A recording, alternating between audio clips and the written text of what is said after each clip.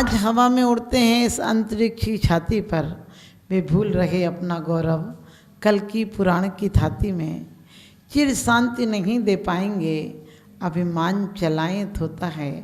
इस बीत राग विज्ञान बिना विज्ञान आज का धोखा है। इस बीत राग विज्ञान बिना विज्ञान आज का धोखा है। आज खजानों को चोरों से नहीं पहरेदारों से खतरा है। आज खजानों को चोरों से नहीं पहरेदारों से खतरा है, और लोगों को दूसरों से नहीं अपनों से खतरा है। देश में स्वतंत्रता और शांति चाहिए, लेकिन देश को दुश्मनों से नहीं गद्दारों से खतरा है। देश को दुश्मनों से नहीं गद्दारों से खतरा है। हमें 70 साल से ज़्यादा हो गए आज़ादी मिले, हमें स्वतंत्र भारत बनाए इतने सारे दिन हो गए, कई दशक गुजर गए, लेकिन मुझे लगता है अभी भी हम स्वतंत्र नहीं हुए, स्वच्छंद हो गए। जितने स्वच्छंद हुए हैं, अंग्रेज़ों की नीति पूरी कामयाब है। हमें वो स्वतंत्र नहीं करना चाहते थे। बड़ी अच्छी बात कही थी मैकेले ने, अपने पिताजी को एक पत्र में लिखा था कि भले ये लोग हमें भगा दें, विदेशों का बहिष्कार कर दें, लेकिन हम इनके यहाँ वो नीति छोड़ के जाएंगे कि इनके बच्चे तन से देसी और मन से विदेशी रहेंगे, अपने माँ बाप को गालियाँ बकेंगे, अपने माँ बाप को बद्दुआएं देंगे। हम ऐसी नीति, ऐसे कॉन्वेंट स्थापित करके जाएंगे जहाँ बच्चे अपने माँ बाप की कदर नहीं करेंगे, माँ बाप को मॉम डैड कहेंगे। आप सोचिए, कई ईरान आदि में क्या है, मॉम यानी क्या है, मम्मी यानी क्या है, आप पता है? मम्मी यानी मुर्दे अर्थी को, मुर्दे को बोलते हैं मम्मी जो मर गए हैं। आज बच्चे माँ बाप को मारा हुआ बता रहे हैं। डैड क्या है? वो तो डैड तो मतलब मर गया। माँ बाप को जीते जी मार दिया है, और हम सोचते हैं हमने बहुत तरक्की की है। माँ पिताजी में जो अपनत्व होता है वो और शब्दों में नहीं होता है। आज माँ बाप का कोई सम्मान नहीं रहा। क्यों? कि अंग्रेजी सभ्यता हमारे बच्चों को ये नहीं सिखाती है कि माँ बाप का भी कोई स्थान होता है। वो तो अपने आप को परिपूर्ण मानते हैं, और अपनी परिपूर्ण मानने के कारण उसे न दुआएं मिलती हैं, न सद्भावनाएं मिलती हैं, न प्यार मिलता है, न अपनत्व मिलता है। आज की शिक्षा प्रणाली ने क्या किया है? हम सोचते हैं कि कॉन्वेंट में बच्चा पढ़ेगा तो बहुत बड़ा हो जाएगा। अब्दुल कलाम आदि कहाँ पढ़े हैं? सोच कर देखना, वो एक छोटे छोटे स्कूलों में पढ़कर अपने परिश्रम से आज अपने बच्चों को, आप पैदा होने के पहले एडमिशन का सोचते हैं, नहीं तो होगा नहीं कॉन्वेंट में। अंग्रेज़ों के टाइम भी ये कॉन्वेंट नहीं चल पाए थे। उन्होंने दिल्ली में चलाए, दिल्ली में नहीं चला। उन्होंने कलकत्ता में चलाए, कलकत्ता में नहीं चला। लेकिन ठीक है, उनने कुछ नीतियाँ बनाई थी कि लोगों को मजबूरन अपने बच्चों को अंग्रेजी की शिक्षा देनी पड़ी। लेकिन आज उनके जाने के बाद, अंग्रेज़ों के जाने के बाद आप देखिए हर शहर, हर कस्बे में आज कॉन्वेंट है। हम कहते हैं हमारा हिंदुस्तान महान है। वो सर फिरे लोग हैं जो अपने देश को जहाँ कहते हैं, वो सर फिरे लोग हैं जो अपने देश को जहाँ कहते हैं। हम भारत वाले तो अपने देश को भी माँ कहते हैं। हम भारत वाले तो अपने देश को भी माँ कहते हैं। हम माँ कहते हैं तो हमें माँ जैसा सम्मान देना चाहिए। हमारे भारत की वो भूमि है जहाँ अपने पिता के वचनों को रखने के लिए राम राज्य को ठुकरा देते हैं, वनवास चले जाते हैं, सन्यासियों जैसा जीवन व्यतीत करते हैं। हमारे यहाँ भारत वो है जहाँ की पत्नियाँ, जहाँ की नारी रावण जैसा साम्राज्य मिलने पर भी ठुकरा देती है।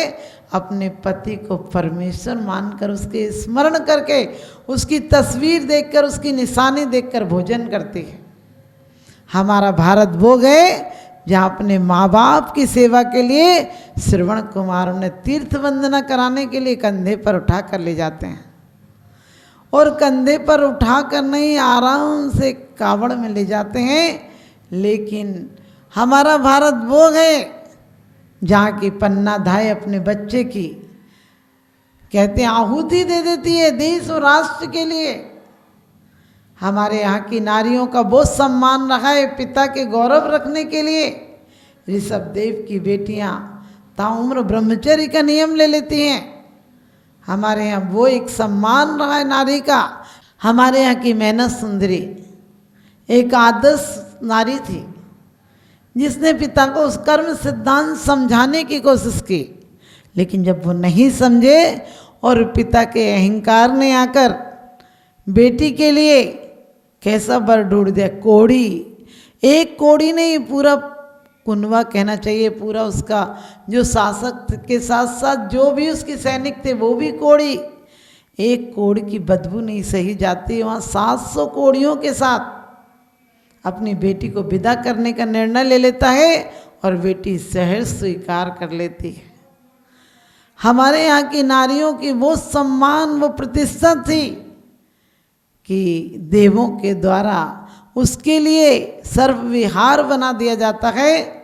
और यदि जो खोटा काम करता है, कहते बुरे काम का बुरा नतीजा ना मानो तो करके देख, और कहते हैं कि उसके पति को वापस वो पहनाती है निश्चल भाव से, उसके अंदर कोई दुर्भावना नहीं रहती है कि आप भी पहनिए तो जैसे को तैसा फल मिलता है, सांप बनकर डस लेता है। लेकिन एक नारी की उच्च भावों की पराकाष्ठा देखिए कि अपने परमात्मा का स्मरण करके पति का जहर उतार देती है।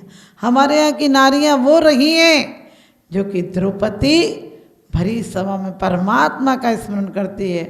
हिंदू पुराण के अनुसार कृष्ण का स्मरण करती हैं तो क्या द्रौपदी का चीर बढ़ जाता है। और इतना ही नहीं कि नारियां सिर्फ पुरुष के साथ जीना जानती हैं, हमारे यहाँ की नारियां पुरुष के बाद भी जीना जानती हैं। और जिसको पति के रूप में स्वीकार कर लेती हैं उसके लिए इतना बड़ा समर्पण होता है कि राजुल उसका साक्षात उदाहरण है। सिर्फ पति माना था भी वरमाला नहीं हुई थी, फेरे नहीं पड़े थे, लेकिन जिसे पति मान लेती है उसके रास्ते को साथ में उसका रास्ता तय कर लेती है। पति नहीं है, सिर्फ उसकी स्मृति है, उसके उद्देश्य हैं और उसके लिए सर्वस्व त्याग कर देती है। ऐसे भारत को जहाँ का कंकड़ कंकड़ पावन है, ये भारत देश की स्वतंत्रता दिलाने के लिए हिंदू हो मुसलमान हो सबने एकता का परिचय दिया था। आज हम हिंदू मुस्लिम के नाम पर लड़ते हैं। हिंदू मस्जिद जलाने को आमादा है तो मुसलमान मंदिर तोड़ने को आमादा है। अरे मंदिर मस्जिद तो फिर बन जाएंगे, दिल टूट जाएंगे, उन्हें कौन बनाएगा। सड़क बना लोगे, कुएं बना लोगे, मकान बना लोगे, कोठियाँ बना लोगे, कपड़े बना लोगे, गाड़ियाँ खरीद लोगे, लेकिन प्रेम कहाँ से खरीद कर लाओगे। प्रेम और अपनत्व नहीं रहा तो ये घर शमशान के समान हो जाएगा। आज भारत हो गया है शमशान। हमारे यहाँ किसी पे 1000 रुपये भी होते थे तो वो शहंशाह होता था। आज करोड़पति की कोई कीमत नहीं है। हमारे भारत में भले गरीबी थी लेकिन प्यार मोहब्बत पराकाष्ठा प्रति कोई जातिवाद कोई पातिवाद नहीं था। और एक जैन धर्म ऐसा है जो अपना भला नहीं चाहता है। वो कहता है देश में सुभिक्ष हो, राजा न्याय प्रिय हो, वर्षा समय पर हो, दुर्भिक्ष नहीं हो, अकाल नहीं पड़े, चोरी नहीं हो, महामारी नहीं हो, सबका भला चाहता है। कहता है सबके दिलों में शांति हो। आज विज्ञान सिखाता है सिर्फ अपना काम बनता और भाड़ में जाए जनता, और हमारा धर्म और अध्यात्म सिखाता है कि सबका काम बने, उसके बाद बचे तो मुझे मेरा बन जाए। हम वो भारत के रहने वाले हैं जहाँ कंकड़ कंकड़ शंकर बन जाता है, हर कंकड़ शंकर बन जाता है, हर भूमि तीर्थ बन जाती है, हर नदी पाप को धोने वाली गंगा बन जाती है। क्योंकि जब भी शासक अच्छा होगा, हमारे यहाँ एक नहीं अनेकों शासक हुए हैं जिन्होंने अपने पुत्र को भी वही न्याय दिया है, वही दंड दिया है जो कि एक आम सभा को दिया है। आज अपने बच्चों को बचाने के लिए बड़े बड़े नेता कितना झूठ घोटाला करते हैं। सोच कर देखना, ये स्वतंत्रता दिवस है, ये झूठी स्वतंत्रता है। हम रोज़ देशभक्ति के गीत गा लेते हैं और कहते हैं कि हमारा देश सबसे महान है, और कहते हैं हिंदुस्तान अमर रहे, हिंदुस्तान अमर रहे। अरे हिंदुस्तान के नारे लगाने से होगा? झंडे पकड़ने से स्वतंत्रता नहीं आएगी। जब तक कि हम आत्म रूप में, अध्यात्म के रूप में पूर्ण स्वतंत्रता नहीं हो जाएगी।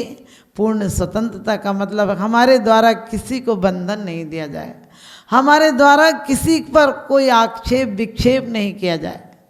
हम हिंदुस्तान को यदि महान बनाना चाहते हैं तो घर घर हमारे यहाँ गाय की रोटी निकलती थी, कुतियों के लिए 51 कुतियों के लिए दलिया डाला जाता था, चींटियों के लिए आटा और शक्कर मिलाकर डाली जाती थी, वो भी सेंक कर। कितनी सद्भावनाएं थी। हमारे यहाँ पहली रोटी भिखारी के नाम की निकलती थी, गाय के नाम की निकलती थी। आज लोग कुत्ता पाल रहे हैं लेकिन गाय पालने में शर्म आती है। हमारे भारत देश में कानून बन रहे हैं कि गो पालन नहीं कर सकते, आप घर में गाय नहीं रख सकते बढ़िया कॉलोनियों में। अरे क्यों नहीं रख सकते? जब कुत्ता रख सकते हैं तो गाय नहीं रख सकते हैं। परमात्मा कहाँ से आएंगे इस देश में जहाँ कि गणेश जी का चूहा मर गया? और आपको पता है कि नारद जी का बैल मार दिया, और सारे भगवानों के महावीर का शेर मार दिया, पार्श्वनाथ का नाग मार दिया। अब कौन से देवताओं की तुम पहचान करोगे? तुम्हारी पहचान क्या रही है? क्योंकि आज गवर्नमेंट के हाल देखो, गवर्नमेंट के हाल देखो, कत्ल खाने खोल रही है और अंडा मछली मांस खाना सिखाकर गांधी की जय बोल रही है। आज गांधी जी को हमने 500 के नोट में बैठा दिया। 500 का नोट शराब खाने चला जाता है, मीट खाने चला जाता है, और हम कहते हैं हमारा भारत बहुत महान है। गांधी को चिलचिलाती धूप में चौराहे पर खड़ा कर दिया है कि देखो तुम भारत की हालत। यहाँ रोज़ दंगे फसाद हो रहे हैं, यहाँ रोज़ बच्चे युवक पढ़ने के नाम पर एक दूसरे को मारने के लिए आमादा है। एक भारत की संपत्ति जलाई जा रही है, और हमारे यहाँ भारत की संपत्ति को बचाने के लिए, भारत की गरिमा बढ़ाने के लिए लोगों ने कैसी कैसी यातनाएं सही हैं। और आज भी हमारे सैनिक कड़कड़ाती ठंड में, बर्फीले इलाकों में वो तैनात खड़े हैं हमारे लिए। हमने क्या देश के लिए भलाई की? चोरी, बेईमानी, घोटाला, हिंसा, झूठ सब कुछ है। एक बार एक शिक्षक ने बच्चे से पूछा, अपने यहाँ साम्यवाद है या समाजवाद है? उसने कहा ना समाजवाद है ना साम्यवाद है, अपने यहाँ तो सिर्फ आतंकवाद है। आपने देखा भारत कभी भी गुलाम नहीं होता, लेकिन भारत की गुलामी चंद लोगों के स्वार्थ के खातिर। आपको पता है हैदराबाद के उसने ईस्ट इंडिया को सबसे पहले स्थान दिया, लेकिन उसने ईस्ट इंडिया कंपनी वालों ने उसका ही मर्डर करवा दिया। जहाँ जहाँ शासकों में वो कंपनी घुसी, व्यापार के नाम पर घुसी थी और प्रहार कर दिया। और आज विचार करो, आपके कपड़े विदेशी हैं, आपका बोलचाल विदेशी है, आपकी शिक्षा विदेशी है, आपका रहन सहन विदेशी है। हमारे यहाँ की भारत की नारियों का श्रृंगार देसी था, बोलचाल देसी था, खान पान देसी था, रहन सहन देसी था। तब जब विदेशी यहाँ थे। आज विदेशियों को तो भगा दिया हमने, अंग्रेजों को तो भगा दिया, लेकिन अंग्रेजी यहीं छोड़ गए। वो कहते हैं वो तो मर गए, ये दुख धर गए, मैं अकेले आदि तो चला गया। उनकी आत्माएं आज भी हमारे नवयुवकों में बसी पड़ी हैं, भूत बनकर प्रेत आत्माओं की तरह प्रेर रही हैं। आज हमारा बच्चा हिंदी में नहीं बोल पाता है। आज हमारे बच्चे को 15 अगस्त हिंदी में बोलना नहीं आता है। क्यों? क्योंकि वो तो आपको पता है अंग्रेजी सीखा हुआ है। हमारा इतना साहित्य सब बेकार हो जाएगा क्योंकि हिंदी में लिखा हुआ है। कई राष्ट्र ऐसे हैं जो कि उनकी मातृभाषा अनिवार्य है। हमारे भारत में कोई अनिवार्य नहीं समझता हिंदी को। हमारा हिंदुस्तान कोई छोटा देश नहीं है। जो कि हम दूसरों की भाषा अपनाएं।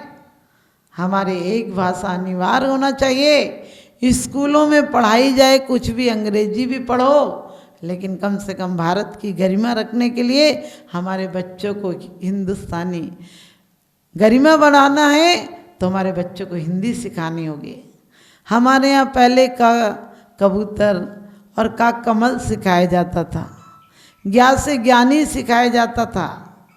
पहले कहते थे का से कमाओ, खा से खाओ, गा से गीत गाओ, और आज पढ़ाते हैं का से कर्जा लो, खा से खा जाओ और गा से गायब हो जाओ।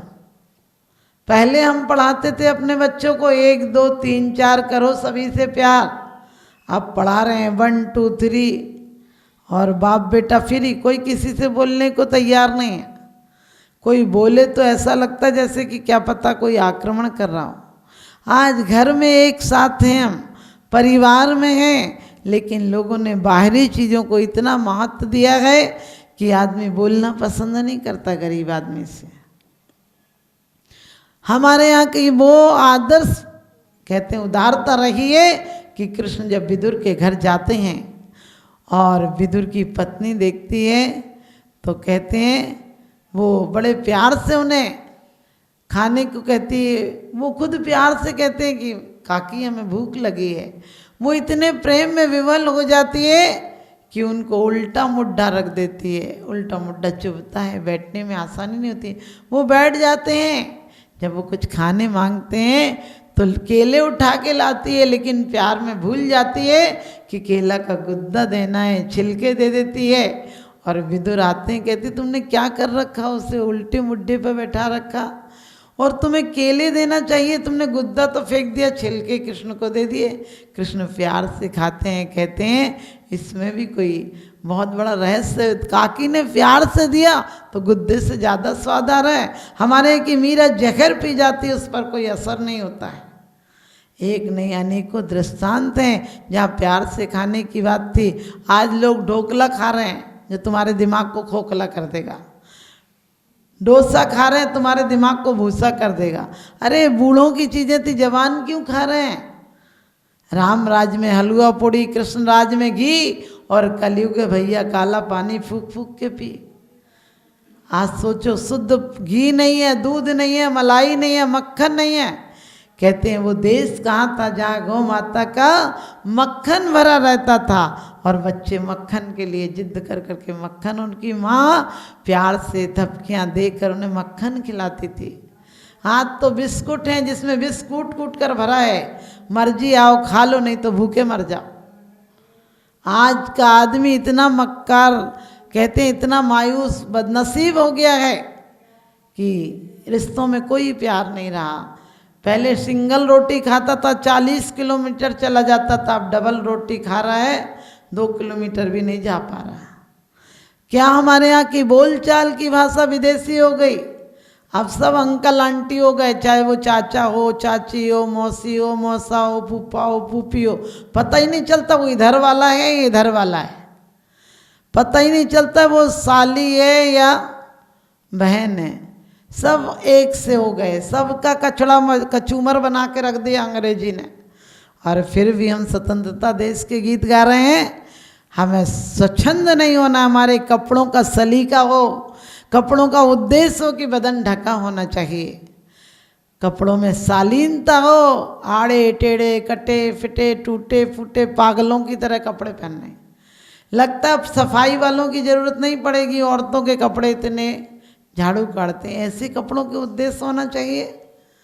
अरे श्रृंगार करो, उन चीज़ों का श्रृंगार नहीं करना है जो हमारी प्रकृति की खिलवाड़ से बनती हैं, जो हिंसक तरीके से बनती हैं। हम कुमकुम की बिंदी लगाएं महिलाएं, और ब्यूटी पार्लर की ज़रूरत नहीं है। घर तो सेट नहीं हो रहा है, बाल सेट कराने जा रही है। मैंने कि घर को सेट कर ले, आज सोफ़ा सेट है, डिनर सेट है, सारे सेट हैं घर में, लेकिन पत्नी अब सेट है तो सब सेट बेकार है।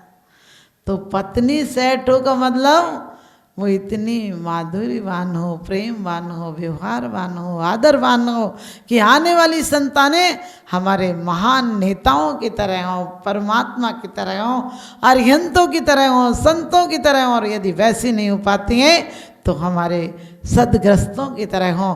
अगर अब भी नहीं चेते तो मिट जाएंगे दुनिया से, अगर अब भी नहीं चेते तो मिट जाएंगे दुनिया से। हमारी दास्ता भी ना होगी दास्तान में। उठो बंधु अब तुम जागो, देशभक्ति अपनाना है और पक्ष विपक्ष में नहीं उलझना। भारत महान बनाना है, भारत महान बनाना है। आप तन से नहीं, वचनों से नहीं, मन से स्वतंत्र भारत के प्रति आदर लाएं तो आपका स्वतंत्रता दिवस मनाना सार्थक होगा। एक दिवस नहीं, पूरा जीवन हमारा स्वतंत्र हो जाए और एक दिन ये स्वतंत्रता पूर्ण कर्मों से स्वतंत्र हो जाए तो हमारा परम लक्ष्य सार्थक होगा। आप सबके जीवन में भी स्वतंत्रता आए, प्रेम भावना आए, ऐसी मेरी शुभाशीष।